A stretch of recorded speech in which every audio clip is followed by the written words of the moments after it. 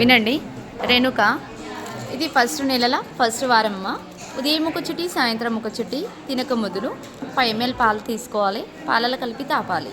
పొద్దున్న సాయంత్రం తినక మొదలు. తిన్న తర్వాత పొద్దున్న 2 గోళీలు, రాత్రి 2 గోళీలు. గోళీలు మింగి నీళ్లు తాగాలి. చింతపండు పులుపు, చికెన్, మటన్, గుడ్లు, చేపలు తినొద్దు. ఆకు కూరగాయలు, రొట్టె, చపాతీ ఎక్కువ తినాలి. ఓకేనా? ఫస్ట్ వారం పథ్యం. వారం తర్వాత ఇవి ఉంటాయి.